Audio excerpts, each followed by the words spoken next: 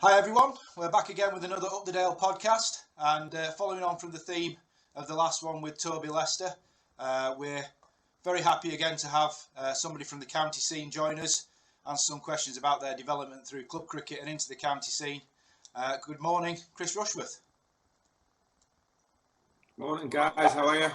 Morning Chris. Very well, thank you Chris. Thanks very much for joining us, really appreciate it. We're going to ask the usual mix of questions about Chris's career, and also try and get some little stories out of him about his colleagues, see if we can embarrass somebody along the way.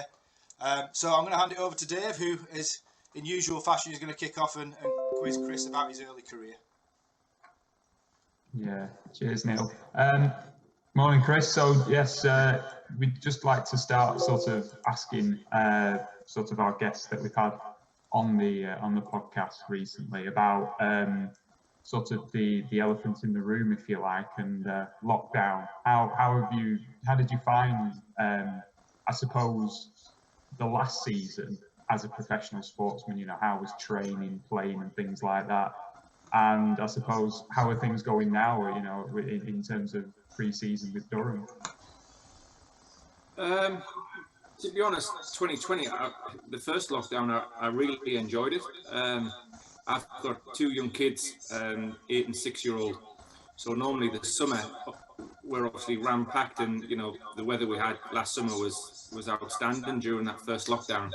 So to be able to spend a lot of time with them in the garden and at a time of year where you know I barely see them really, for me and for us as a family, it was really good. I did a hell of a lot more running than I would normally do. I think that was my kind of training really, the odd circuit in the back garden, but just getting out on the roads and doing some running. You know, it not only keeps you fit, but you've got to stay mentally fresh as well. And you know, in these situations we're in again now.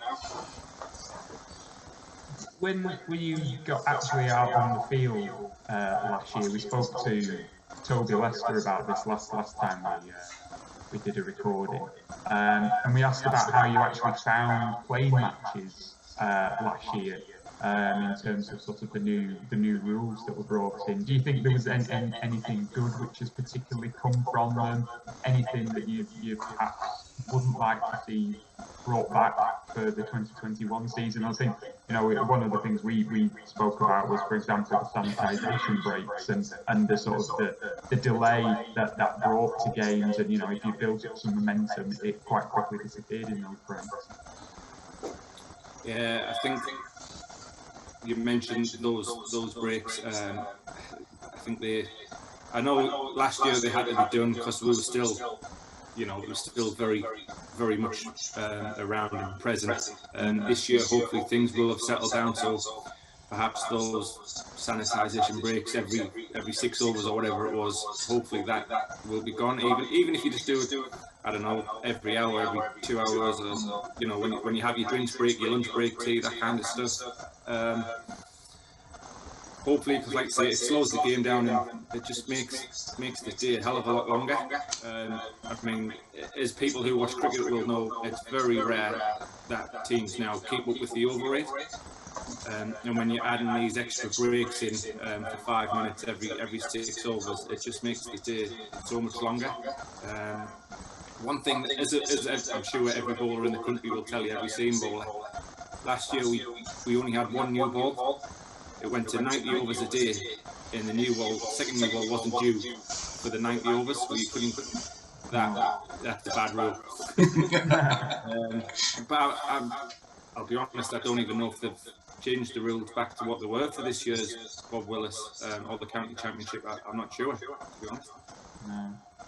I think it's one of the things that we found. Just although our season in club cricket was shorter and our games were reduced and we managed to finish earlier, like you say, these little breaks, when you just have them sort of taken cumulatively, you know, it does feel like it just slows down the pace of the game even more so. And I think, as you say, if you're a new bowler wanting to come back for a second spell at the end of the day and you're not getting that opportunity, that must be quite a bit disheartening, really, not having that second goal before close of play.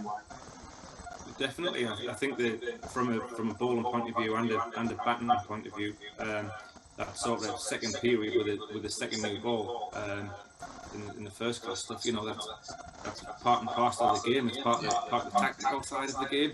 How you use that second new ball, how you negotiate it from a batting point of view for the last hour of the day.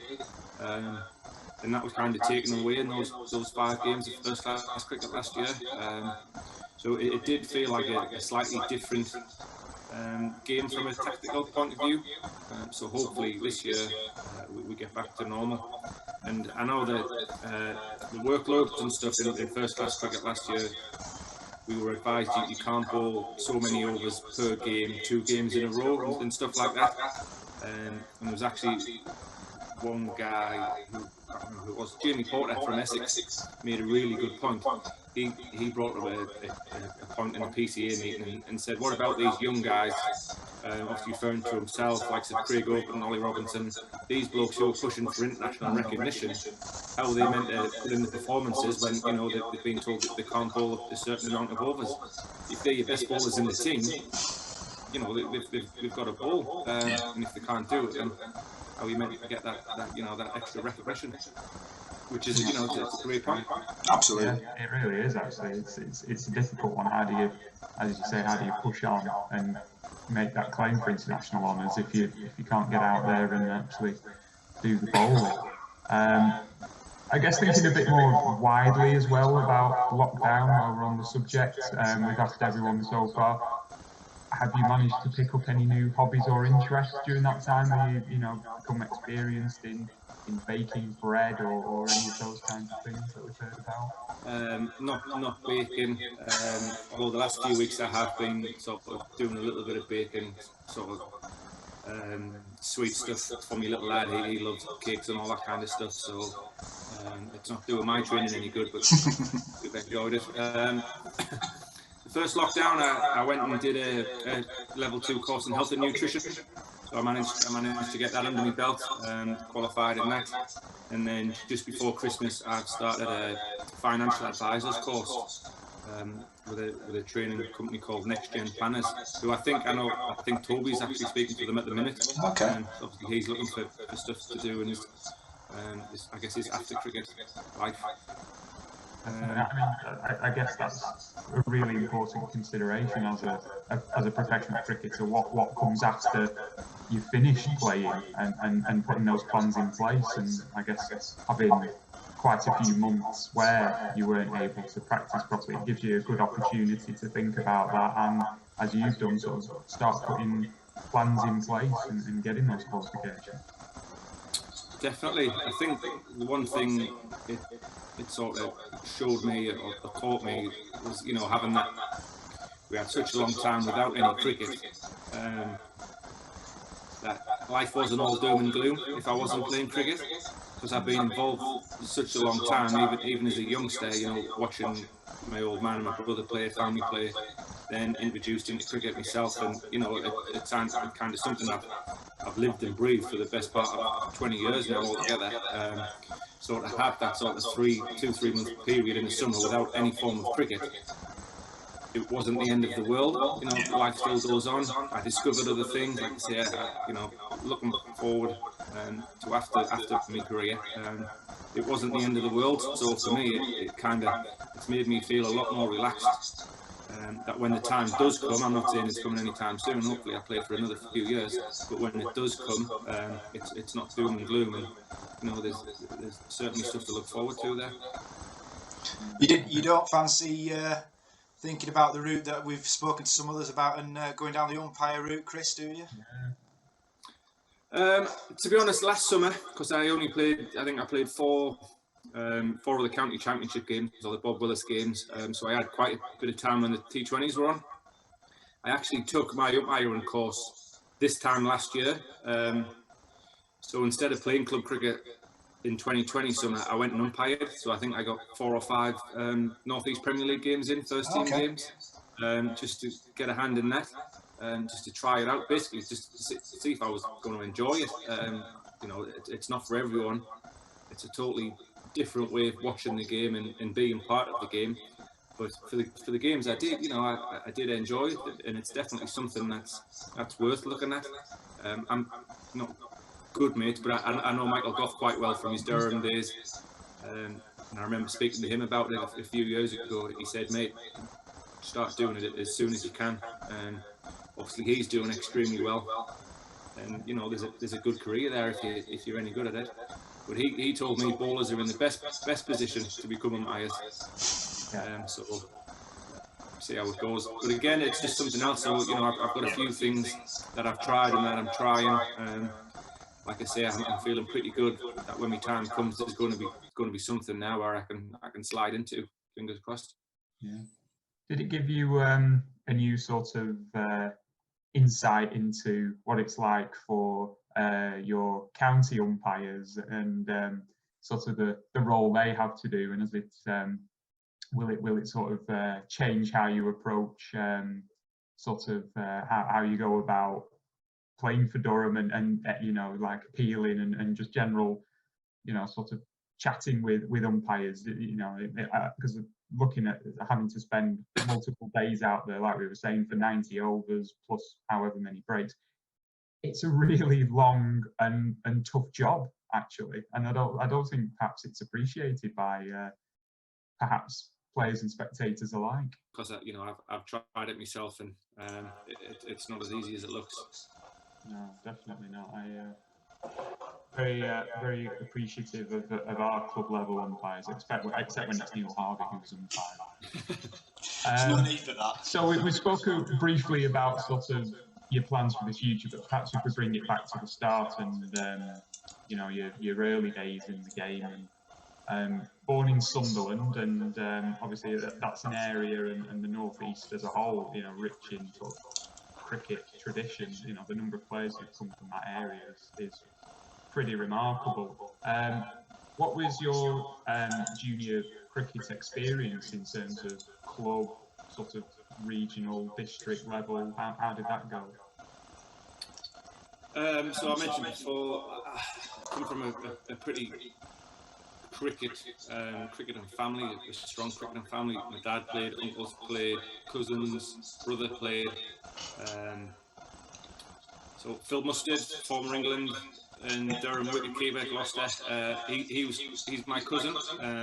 So when we were growing up, there's me. I've got an older brother who's 4 years older than me. Then there's Colonel, and Colonel's got two older brothers as well, and they live 2 doors up from me. So in the street there was 5 of us, and then just round the corner there was another guy who played local cricket. So we used to play a hell of a lot of cricket in the back street and in the front street and things like that. Now our local club at the time was a club called Hilton Colliery, which was just up the road from where we lived. So we all kind of grew up playing together. So we can imagine sort of the competition in the back lane for back street cricket or whatever. There was 2 sets of brothers. It was very fierce. Colonel was a feisty little boy, I'll tell you that. So we all sort of played at Hilton together. Colonel went on to join the academy a few years before me. And the North East Premier League started in 2000, 99, 2000. So when the Premier League started, myself and my brother and my old man, we went and joined Sunderland Cricket Club because they were going to be in the Premier League. At the time, my brother was trying to play professional cricket. He had a few trials around at Notts and stuff like that. He played England under 19 stuff. So he wanted to go and play at the highest standard. Obviously, as the youngest one, I kind of got dragged along with him. But you know, I was only at Sunderland for 2 years before I got sort of taken into the academy from there. At 15, I think it was 14, 15. So, I mean, with it, you know, that's a pretty good way in, and it's one we've heard sort of quite a bit about. You know, you play well as a junior, you end up playing at a good high level of club cricket, and then, you know, make your way into sort of the junior ranks and academies of the county side. Were there any other famous players you played with or against, and are there any particular matches that stand out as being maybe like a favourite game or performance that you had, or one which, you know, sort of gave you that confidence that you could perform at that level? It's tough. Really. There's none that stand out. I mean, when we joined the Premier League, when we went to Sunderland, the first overseas pro Sunderland had in the Premier League, in the league before, they'd had lots of good players. But a West Indian fast bowler came over called Cameron Cuffy. I remember him. Yeah. And at the time, he was really fighting his way into the West Indies test team. So he came over. So for me, as a 14-year-old young aspiring fast bowler, watching how he went about his work as an overseas professional, I think he taught me a hell of a lot, and how hard you need to work to do it. So he came over and he was unbelievable for Sunderland that year, and they actually won the Premier League the first season, and he took God knows how many wickets.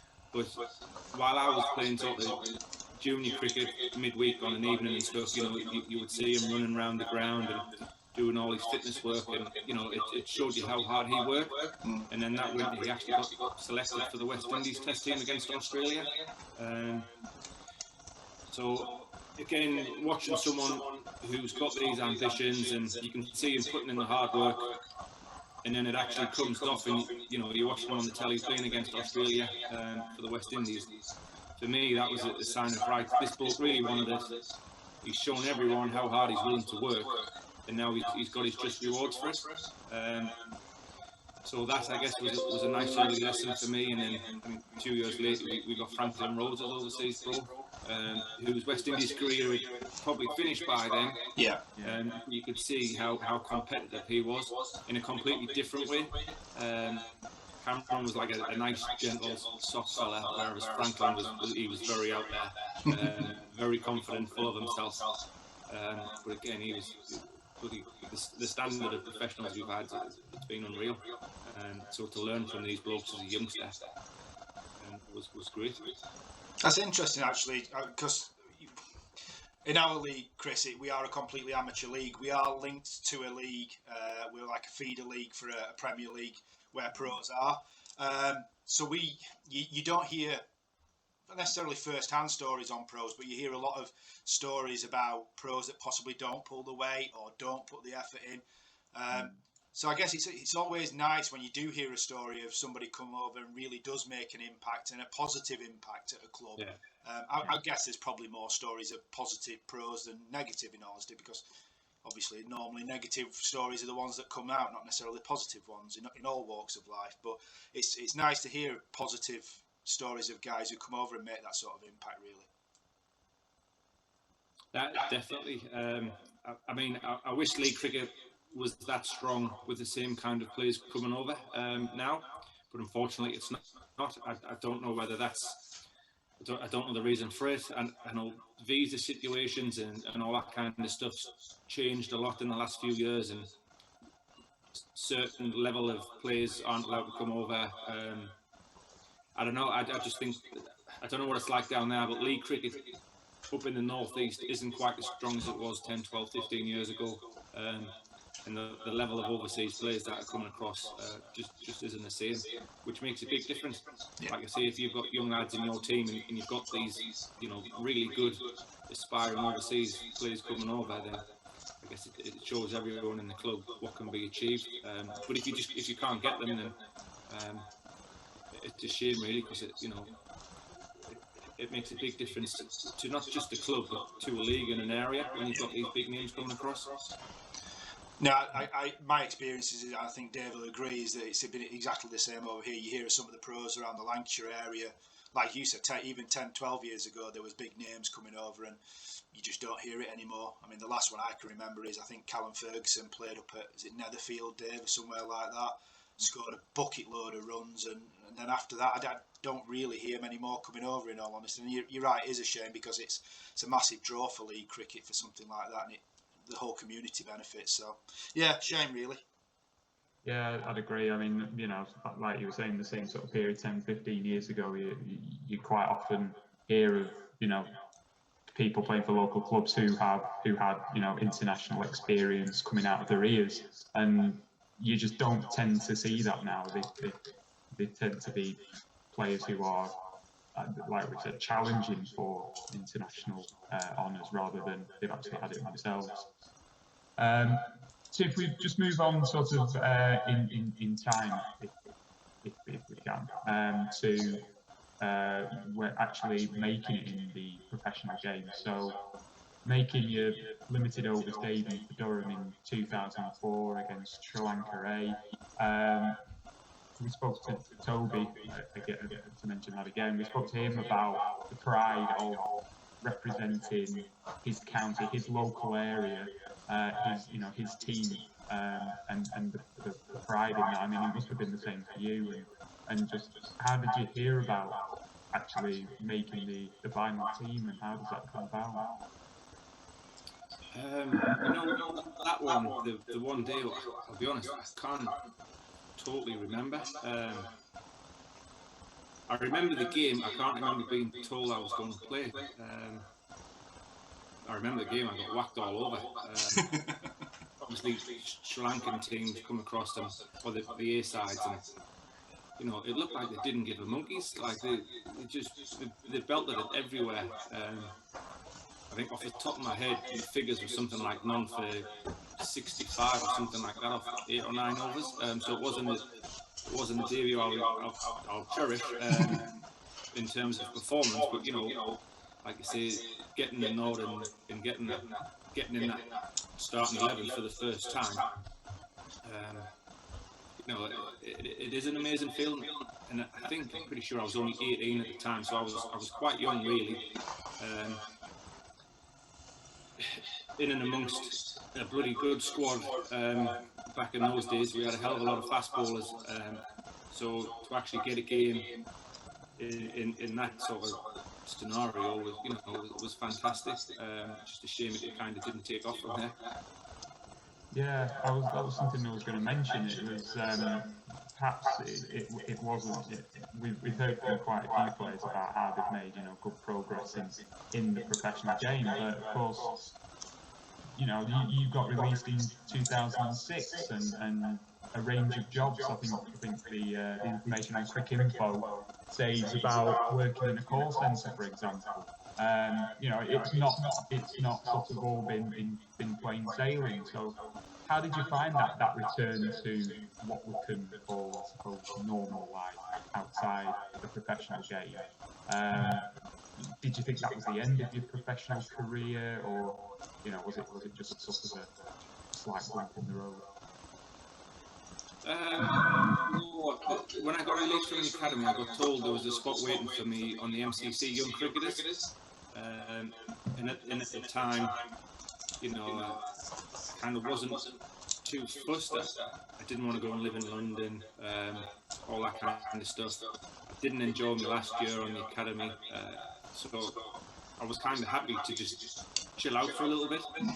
But obviously, you obviously have to start earning a living, and getting these jobs and stuff like that. And then once summer comes around, you still want to go and play cricket on a Saturday with your mates. We've got to work on a Saturday because, such is life. You can't have everything your own way. So I found that really tough, and it wasn't until sort of that period where I kind of took a step back and thought, I really miss playing cricket properly. So it was kind of a blessing in disguise for me, really, because it made my love for the game probably where it is now. The fact that it was taken away from me, and I didn't realise how much I wanted it till I didn't have it. That old saying, you never know love until you've lost it. For me, that was cricket. And like I say, those 2 years away, 3 years away, I was driving down to Hove for nets in the winter. Had a 2-day trial down there, had a trial at Northlands. Nothing came of it. So I was kind of thinking, well, do I keep fighting for it? And then just by chance, I went back. So the year I got released, I went and played back at Hilton. I went and played with the guys I went to school with, and I just went and enjoyed it, had fun. It was in a low league, the standard wasn't great, but I just wanted to get rid of all the pressure and just enjoy playing with my pals. So I found that really, really good, and it was a good summer.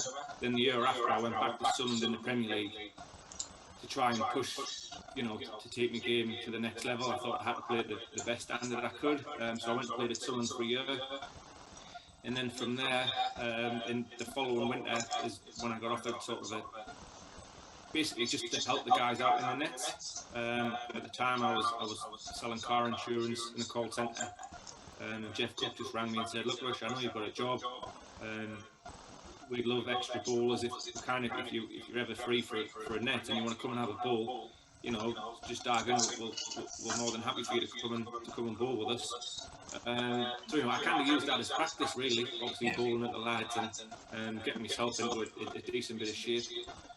And then at the end of that winter, the start of the summer, he kind of pulled me to one side and he says, "Rushy, you've been fantastic. We've loved the effort you've put in. You've been really good. Do you want to come on a month's trial with us at the start of the season?"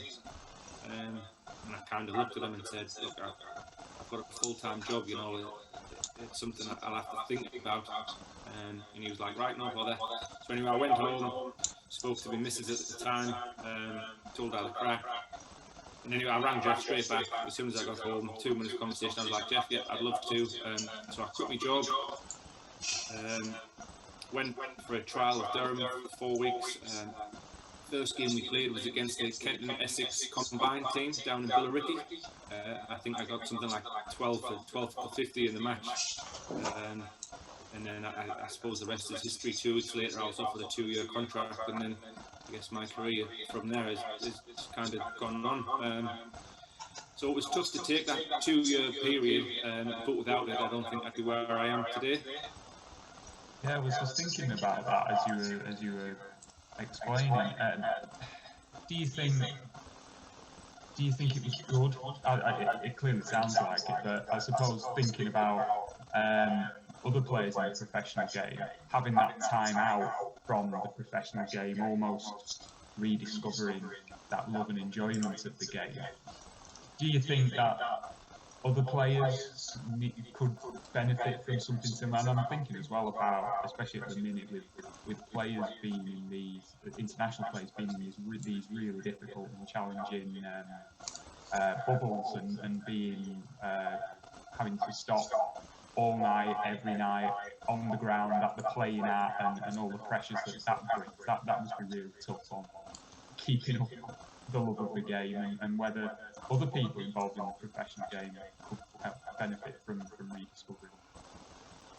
I think when you look at the international guys now, I think England do it really well. We've obviously got quite a few lads who are involved, multi-formats and stuff like that. And they do give them time off, and they let them go away and do their own thing for a few weeks. Especially now, I think, you know, with these bubbles and stuff like that, you've seen lads withdrawn from tournaments and things. Yeah. And these guys need to freshen up mentally, otherwise they're just going to burn out. And a lot of them now have families and things like that. So the time away and time for themselves, I think, is really important.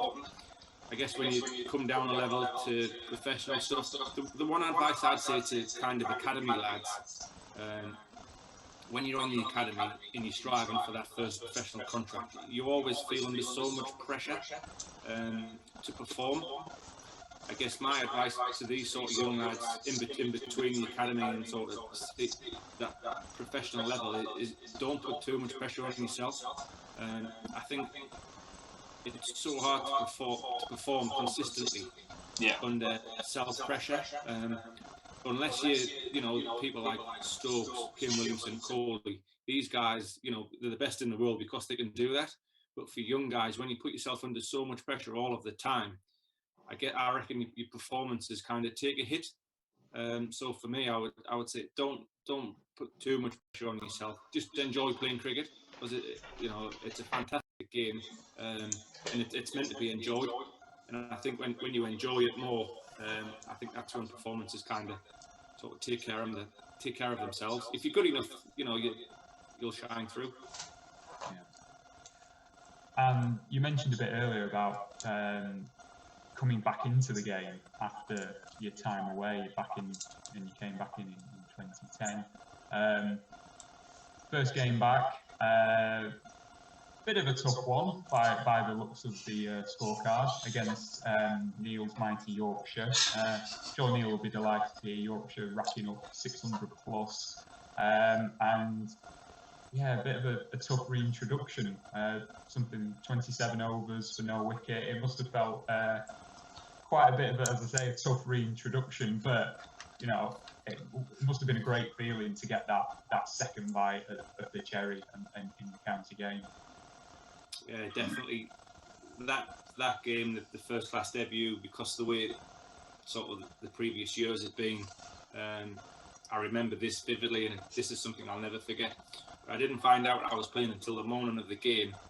Because one of the other lads went down injured in the warm-ups in the morning, so I was just there as sort of a backup bowler.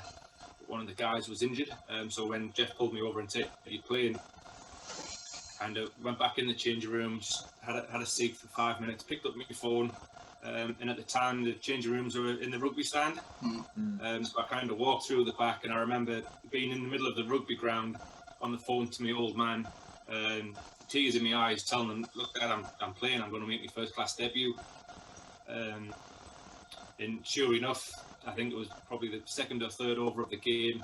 In comes Joe, my old man, and comes and sits behind the bowler's arm. So he drove down and watched my first game. So I remember it so well, purely because of how it happened, how emotionally proud I was, and the fact that he came down and watched as well, was amazing. And then you talk about the game. Jack Rudolph got 220 not out, something like that. Bairstow belted 50 maybe. Adil Rashid might have got some runs, and then Tino Best came in and bowled the speed of light. And then we were saved by rain, thankfully. But it was a mixed game. Like I say, very, very proud. Didn't take a wicket. We got belted all over for 2 days. But it's cricket. You have more bad days than good. Exactly. And like you say, you make your first class debut, and you get your shirt, and that can't be taken away from you. You mentioned some of those players who you played against, in international standards. Are there any particular people that you have standing out as the best players you've played with, played against, and is there a most prized wicket? When I started playing, Durham had a really strong side. I think they won back-to-back championships. Had people like Divanuto, Shiv played for a few years, Chandapal, Harmy, Onions, Plunkett, Collingwood played now and again, Mustard. They had an array of big names. But for me, Dale Denkenstein was hugely influential. When he joined Durham, he took him to the next level. And for me, chatting to him about cricket and what his thoughts of me were and how he could see my career progressing, he played a big part in what I did, and how I sort of looked at the game. So he was massive. And when you talk about sort of key wickets and things like, as a bowler, you always want to try and get the best players out. Yeah. And when I first started playing again, county cricket, overseas, the standard of overseas players in county cricket was through the roof. Asham Amla came across. Fortunate enough, I got him out against Surrey. Shiv was playing for Derby at the time. I got him out twice in a game, which was pretty special. I guess I don't know. You just pick a player on the opposition and think, right, he's their best player. If we get him out, we're in a good place. So I always try and target the best players. Sometimes it doesn't work out. Sometimes does. Trescothick wasn't playing for England by then, but he was still scoring lots of runs in county. I used to get him out quite regularly for Somerset. So when you just, I don't know, you have your day against certain players, and I guess it's nice to get the best players out without doubt.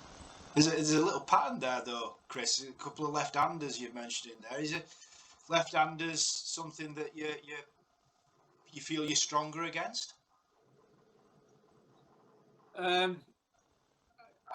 You know what? The last sort of 6-7 years, I have been really successful against left-handers. I don't know why.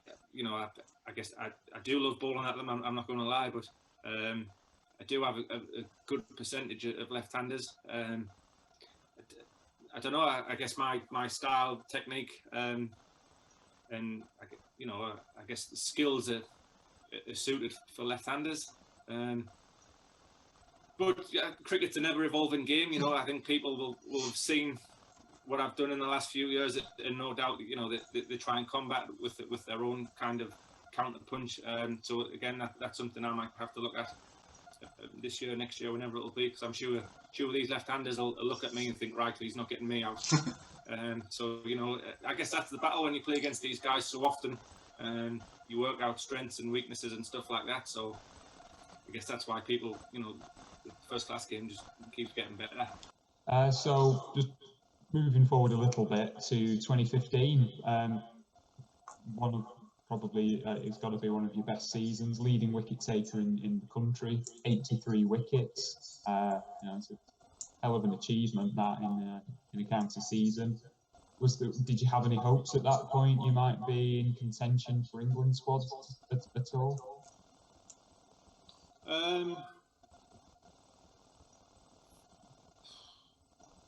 It would have been nice, I'm not going to lie. I'm trying to think, was it sort of halfway through that summer? Jimmy got injured in the Ashes. Yes.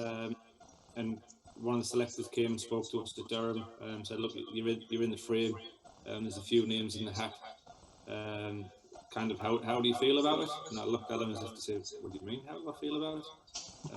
It seemed a very bizarre question, like asking how I felt about possibly playing for England. It was just bizarre. And I said, look, I'd love to. I'm ready. If you want us to play, I'd love to. I'm ready to go. I'll be waiting for the call, whatever. And I never heard from him again. I found out I wasn't in the squad because my old man saw on Sky Sports News they announced the team. So that's how I found out I hadn't been picked. So I was a bit disappointed in that. But like I say, I had a stellar year. I think it was on the back of 2 or 3 really good years, and then that year was, exceptional. So I thought I was close. I felt like I should have been close. But it wasn't to be, which is, it's a shame. But to have that sort of year and then finish with the PCA Player of the Year, which was voted for by the players and stuff like that, that was a real nice way to finish a really strong season. So that's probably something I look back very, very fondly, winning that one. I was gonna mention that, sort of after the initial, being, leaving the game and coming back and having a second go at it, and suddenly roll on a few years from that, and you've, as you say, PCA Player of the Year 2015, taken over 500 first-class wickets now, 3rd all-time leading wicket taker for Durham, winning the county championship. That is some comeback from leaving the game and returning to it. Is it that PCA Player of the Year that stands out the most, or would it be winning the county championship at all? Which is the one that stands out the most? Winning trophies it's incredible. Obviously, the county championship in 2013, and then the following year we won the Royal London Cup. That's something that you can't beat. But I guess winning an individual award that's voted for by other players around the country, I guess there's something special about winning something where other players vote for it. Yeah. And I guess you kind of earn their respect and their gratitude or whatever, however you want to put it. But I guess that's something that I'll look back with great memories, and it's something I'll never forget. Going down to pick up the trophy and finding out that again that probably tips it just a little bit, just because it's it's voted for by other players. That meant a hell of a lot to me. Like you say, having that sort of break away from it and then coming back. Luckily enough, my second chance came at my home county. Not everyone's fortunate enough to have that.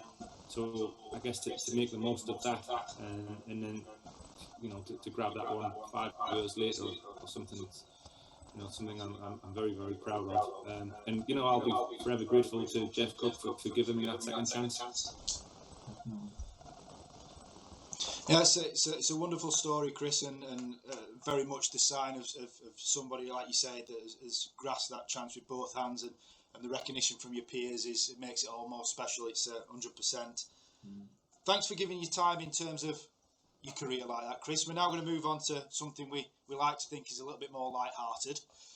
We call it our club cricketer stereotypes, and it's aimed at your teammates, and you can do this through club cricket or professional cricket, we don't mind. And we're just going to look at stereotypes from club cricket that we all know, and if you can label some of your teammates along these lines, that'd be great. So the first one, who's the tight person? Who's the one that will forever forget their subs? There's only one man. He's just retired from cricket. He's staying over in South Africa, but Gareth Hart. He was a renowned round dodger at the club. He only lived 50 metres over the road from the ground, and he often used to forget his wallet. So 100% Gareth Hart. He'll be a big miss for us. Excellent. Good. Who is Mr. Unpunctual?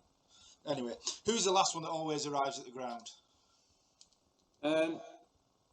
Back in the day, it used to be Michael Richardson. Again, he's not with us anymore. But he's been taken over by Matt Salisbury. He's not late. I must admit we don't have anyone now that turns up late. But Matt Salisbury will turn up through the door without fail every single time, training session, game day, 10 seconds before the clock ticks over to the meeting time. He's never in a hurry. Again, he only lives a couple of minutes along the road. He's just so casual, so laid back. He'll stroll in with his backpack on, sit down, and it'll tick over. Honestly, I'm sure he waits outside the ground until like 10 seconds to go. I mean, yeah, we've heard a few like that, and it sounds like there is literally at least one at every county that's like that. To be fair, so yeah, recurring theme, that one. Who is the one has a little bit of a temper and is most likely to fall out with an umpire? Bryden Cass. Okay.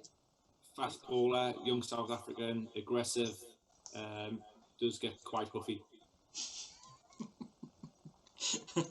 It's always the fast bowlers, isn't it? I don't think we've ever had a batsman say that he falls out with the umpire. It's always the bowlers. Who's the best or worst trainer? I'll leave that one up to you. Best or worst trainer? I'm going to have to put Bryden. Bryden trains extremely hard. His early part of his career, he suffered from a few sort of knee, ankle, shin injuries. So the last few years, his work in the gyms, second to none. He works incredibly hard. Excellent. Good. Again, good to hear a young cricketer really putting the effort in. Who, going the other way, somebody who works hard, who enjoys the tea or lunch break the most? Depending on, it's tough. If it's a batting day and there's no bowling to do, I'll dive in. Treat myself to some sweet if it's there. But generally, no one really. Again, people like Gareth Hart, Carsey. We've got a guy called Dave Beddingham. Again, another South African guy. He's come across. He enjoys food. There's a theme with the South Africans enjoying stuff for free. Okay. So they tend to cash in when they can. Ooh, okay. It's not one we've had before. Right, this is the last one, and again, as Dave said, fairly topical. If there's one person you wouldn't want to spend lockdown with, or you would want to spend lockdown with, either way, which is there anybody of that nature?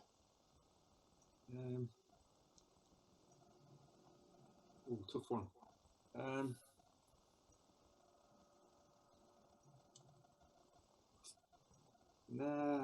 Cameron Steele. I'd like to spend a lockdown. I'd be happy to spend lockdown in Cameron Steele's company. Okay. Nice, quiet lad, good chat. I've roomed with him quite a few times. You know, keeps himself to himself when he needs to. Quite easy to speak to. You know, just an all-round good bloke. He'll make a brew if you need one. So he'd be more than welcome in my house in lockdown. Excellent. Well, that's the teammates. Thank you very much for that. Yeah, so we just wanted to finish, Chris, with just a couple of questions on sort of things moving forward for the future. One thing we wanted to discuss, and something which is kind of related to why we're here now. You've launched the or part launched the Length Doesn't Matter podcast.